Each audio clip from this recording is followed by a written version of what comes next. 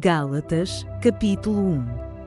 Eu, Paulo, apóstolo, nomeado não por um grupo de pessoas, nem por alguma autoridade humana, mas pelo próprio Jesus Cristo e por Deus, o Pai, que ressuscitou Jesus dos mortos, escrevo esta carta, com todos os irmãos que estão comigo, às igrejas da Galácia.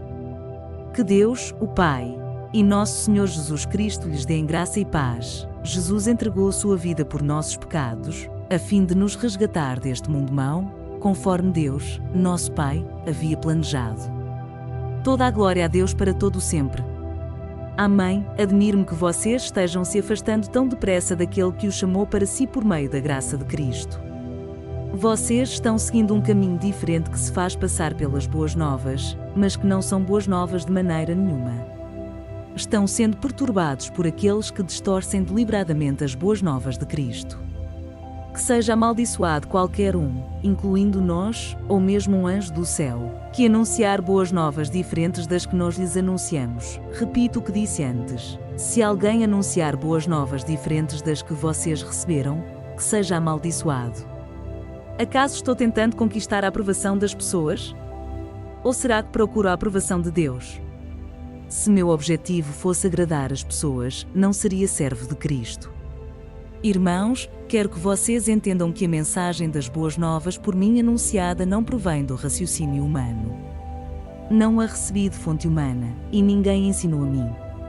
Ao contrário, eu a recebi por revelação de Jesus Cristo. Vocês sabem como eu era quando seguia a religião judaica, como perseguia com violência a Igreja de Deus.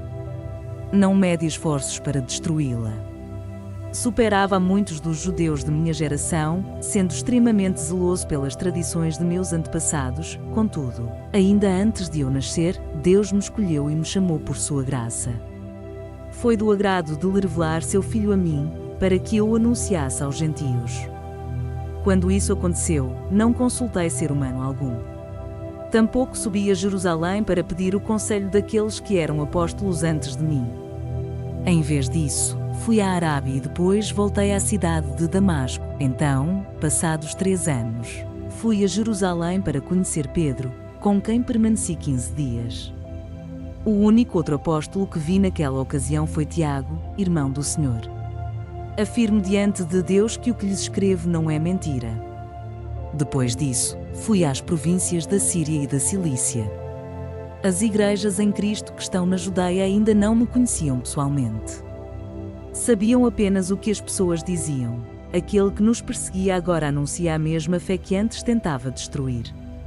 E louvavam a Deus por minha causa. Gálatas, capítulo 2. 14 anos depois, voltei a Jerusalém, dessa vez com Barnabé, e Tito também nos acompanhou. Fui para lá por causa de uma revelação. Reuni-me em particular com os líderes e compartilhei com eles as boas novas que tenho anunciado aos gentios. Queria-me certificar de que estávamos de acordo, pois temia que meus esforços, anteriores e presentes, fossem considerados inúteis. Mas eles me apoiaram e nem sequer exigiram que Tito, que me acompanhava, fosse circuncidado, embora fosse gentio. Essa questão foi levantada apenas por causa de alguns falsos irmãos que se infiltraram em nosso meio para nos espionar e nos tirar a liberdade que temos em Cristo Jesus. Sua intenção era nos escravizar, mas não cedemos a eles nem por um momento, a fim de preservar a verdade das boas novas para vocês, quanto aos líderes, cuja reputação, a propósito, não fez diferença alguma para mim, pois Deus não age com favoritismo, nada tiveram a acrescentar àquilo que eu pregava. Ao contrário, viram que me havia sido confiada a responsabilidade de anunciar as boas novas aos gentios, assim como a Pedro tinha sido confiada a responsabilidade de anunciar as boas novas aos judeus. Pois o mesmo Deus que atuou por meio de Pedro como apóstolo aos judeus também atuou por meu intermédio como apóstolo aos gentios. De fato, Tiago, Pedro e João, tidos como colunas, reconheceram a graça que me foi dada e aceitaram Barnabé e a mim como seus colaboradores. Eles nos incentivaram a dar continuidade à pregação aos gentios, enquanto eles prosseguiriam no trabalho com os judeus.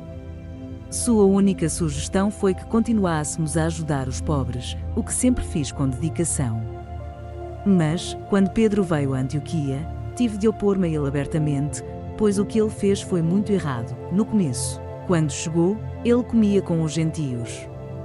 Mais tarde, porém, quando vieram alguns amigos de Tiago, começou a se afastar, com medo daqueles que insistiam na necessidade de circuncisão.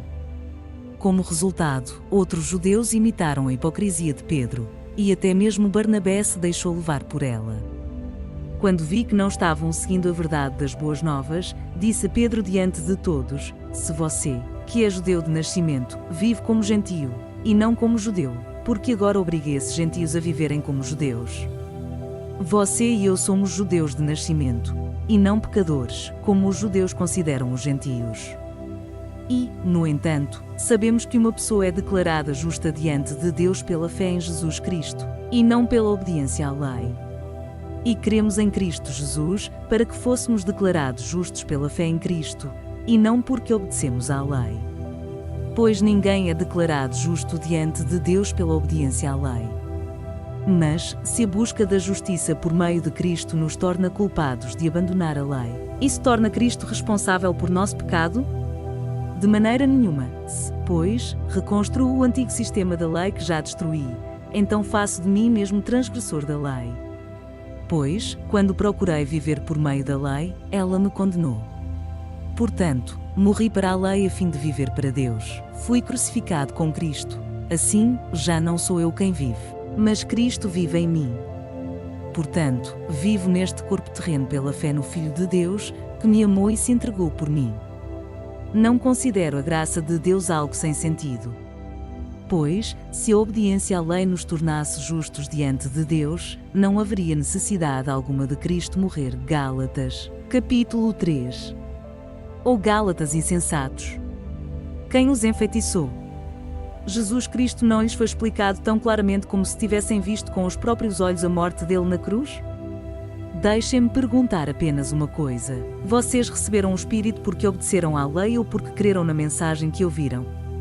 Será que perderam o juízo?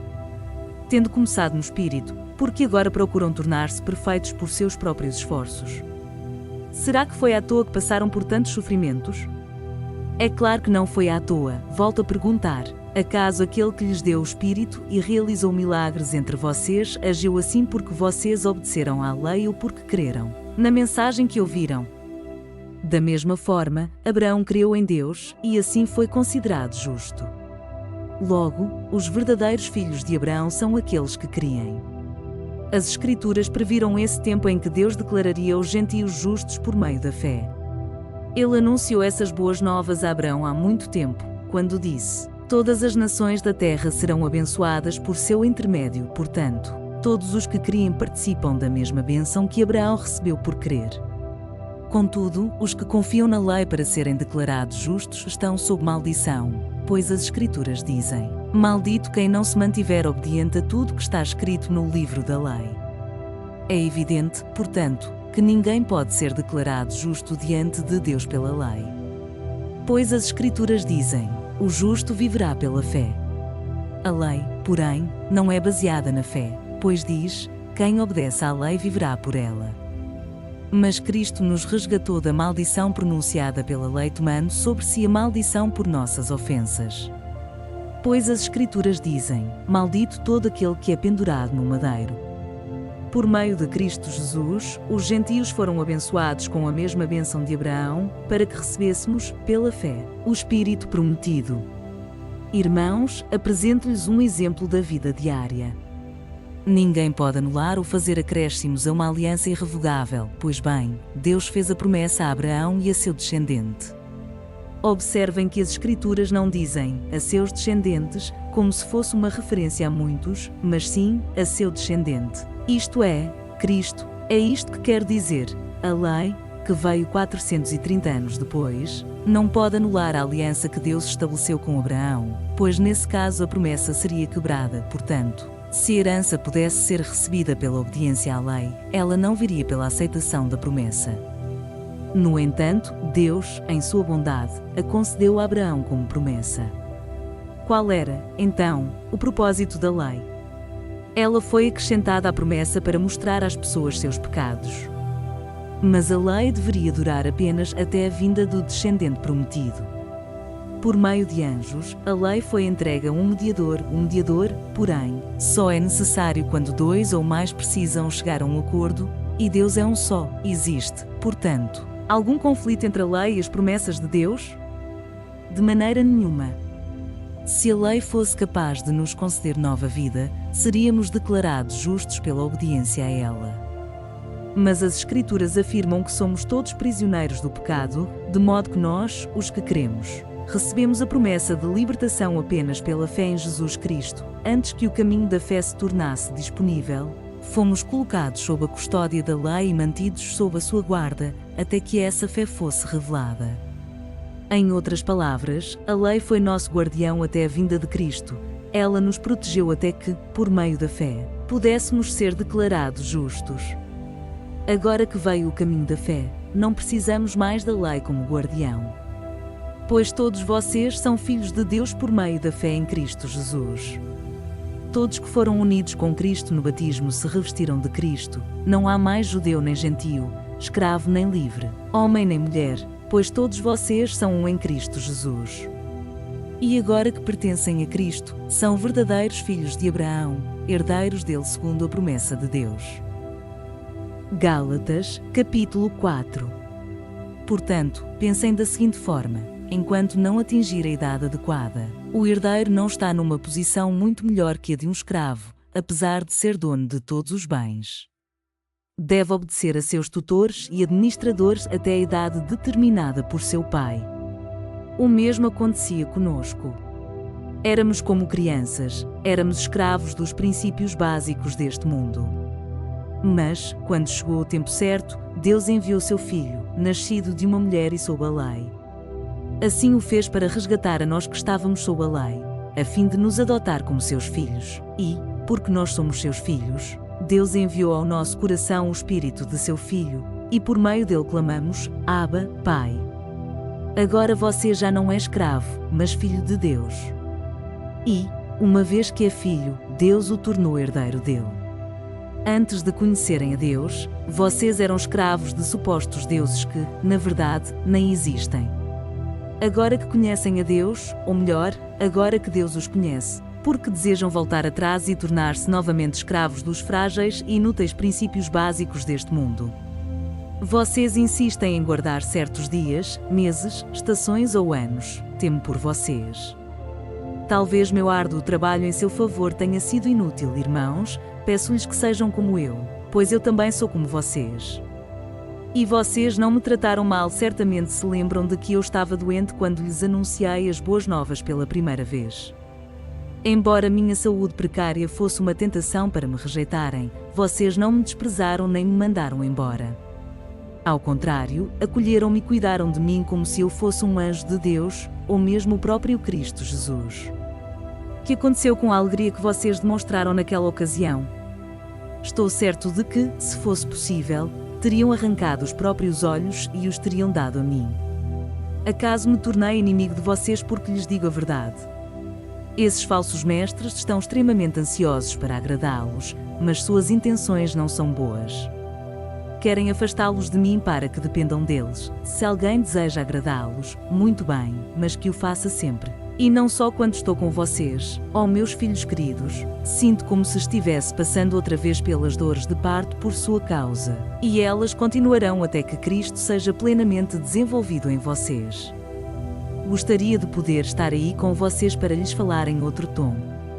Mas, distante como estou, não sei o que mais fazer para ajudá-los. Digam-me, vocês que desejam viver debaixo da lei, acaso sabem o que a lei diz de fato, de acordo com as Escrituras? Abraão teve 2 filhos, um nascido de uma escrava e outro de sua esposa, que era livre. O filho da escrava nasceu segundo a vontade humana, o filho da mulher livre nasceu segundo a promessa. Essas 2 mulheres ilustram 2 alianças. A primeira, Agar, representa o Monte Sinai, onde o povo recebeu a lei que o escravizou, e Agar, que é o Monte Sinai, na Arábia, representa a Jerusalém de agora, pois ela e seus filhos vivem sob a escravidão da lei. A segunda, Sara, representa a Jerusalém celestial. Ela é a mulher livre, e é nossa mãe, como dizem as Escrituras. Alegre-se, mulher sem filhos, você que nunca deu à luz. Grite de alegria, você que nunca esteve em trabalho de parto. Pois a abandonada agora tem mais filhos que a mulher que vive com o marido. E vocês, irmãos, são filhos da promessa, como Isaque e Ismael, o filho nascido da vontade humana, perseguiu Isaque, o filho nascido do poder do Espírito, e o mesmo ocorre agora, mas o que dizem as Escrituras sobre isso? Livre-se da escrava e do filho dela, pois o filho da escrava não será herdeiro junto com o filho da mulher livre. Portanto, irmãos, não somos filhos da escrava, somos filhos da mulher livre. Gálatas, capítulo 5. Portanto, permaneçam firmes nessa liberdade, pois Cristo verdadeiramente nos libertou. Não se submetam novamente à escravidão da lei. Prestem atenção. Eu, Paulo, lhes digo, se vocês se deixarem ser circuncidados, Cristo de nada lhes servirá. Volto a dizer, todo aquele que se deixa ser circuncidado deve obedecer a toda a lei. Pois, se vocês procuram tornar-se justos diante de Deus pelo cumprimento da lei, foram separados de Cristo e caíram para longe da graça. Mas nós que vivemos pelo Espírito esperamos ansiosamente receber pela fé a justiça que Deus nos prometeu, pois, em Cristo Jesus, não há benefício algum em ser ou não circuncidado. O que importa é a fé que se expressa pelo amor. Vocês estavam indo bem na corrida. Quem os impediu de seguir a verdade? Certamente não foi Deus quem os levou a pensar assim, pois Ele os chamou para serem livres. Um pouco de fermento se espalha por toda a massa. Confio que o Senhor os guardará de crer em falsos ensinamentos. Aquele que os perturbar, seja ele quem for, será julgado. Irmãos, se eu ainda prego que vocês devem ser circuncidados, como dizem alguns, porque continuo a ser perseguido. Se eu não pregasse a salvação exclusivamente por meio da cruz, ninguém se ofenderia. Esses sujeitos que os perturbam deveriam castrar a si mesmos. Porque vocês, irmãos, foram chamados para viver em liberdade. Não o usem, porém, para satisfazer sua natureza humana. Ao contrário, usem-na para servir uns aos outros em amor. Pois toda a lei pode ser resumida neste único mandamento: ame ao seu próximo como a si mesmo.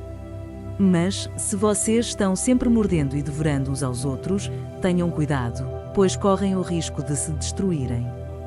Por isso digo, deixem que o Espírito guie sua vida. Assim, não satisfarão os anseios de sua natureza humana. A natureza humana deseja fazer exatamente o oposto do que o Espírito quer, e o Espírito nos impele na direção contrária àquela desejada pela natureza humana. Essas duas forças se confrontam o tempo todo, de modo que vocês não têm liberdade de pôr em prática o que intentam fazer. Quando, porém, são guiados pelo Espírito, não estão debaixo da lei. Quando seguem os desejos da natureza humana, os resultados são extremamente claros: imoralidade sexual, impureza, sensualidade, idolatria, feitiçaria, hostilidade, discórdias, ciúmes, acessos de raiva, ambições egoístas, dissensões, divisões, inveja, bebedeiras, festanças desregradas e outros pecados semelhantes. Repito o que disse antes: quem pratica essas coisas não herdará o reino de Deus. Mas o Espírito produz este fruto: amor, alegria, paz, paciência, amabilidade, bondade, fidelidade, mansidão e domínio próprio. Não há lei contra essas coisas. Aqueles que pertencem a Cristo Jesus crucificaram as paixões e os desejos de sua natureza humana. Uma vez que vivemos pelo Espírito, sigamos a direção do Espírito em todas as áreas de nossa vida.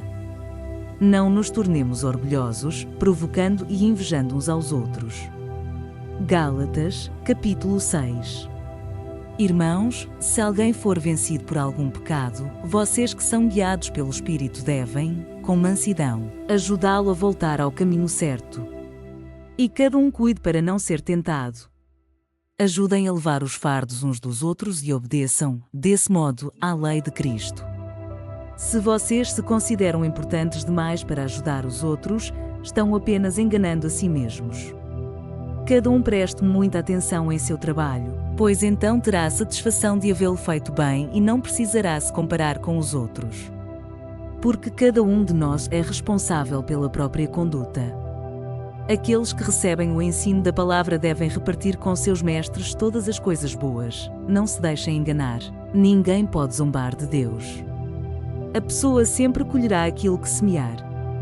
Quem vive apenas para satisfazer sua natureza humana colherá dessa natureza ruína e morte. Mas quem vive para agradar o Espírito colherá do Espírito a vida eterna. Portanto, não nos cansemos de fazer o bem. No momento certo, teremos uma colheita de bênçãos, se não desistirmos. Por isso, sempre que tivermos oportunidade, façamos o bem a todos, especialmente aos da família da fé. Vejam com que letras grandes lhes escrevo, de próprio punho, estas palavras finais. Aqueles que procuram obrigá-los a se circuncidarem desejam causar boa impressão para outros, a fim de não serem perseguidos por ensinar que somente a cruz de Cristo pode salvar. E nem mesmo aqueles que defendem a circuncisão cumprem toda a lei. Querem que vocês sejam circuncidados só para que eles se gloriem disso. Quanto a mim, que eu jamais me glorie em qualquer coisa, a não ser na cruz de nosso Senhor Jesus Cristo. Por causa dessa cruz meu interesse neste mundo foi crucificado, e o interesse do mundo em mim também morreu. Não importa se fomos circuncidados ou não. O que importa é que fomos transformados em nova criação. Que a paz e a misericórdia de Deus estejam sobre todos os que vivem de acordo com esse princípio e sobre o Israel de Deus. De agora em diante, que ninguém me perturbe com essas coisas, pois levo em meu corpo cicatrizes que mostram que pertenço a Jesus. Irmãos, que a graça de nosso Senhor Jesus Cristo esteja com o espírito de vocês. Amém.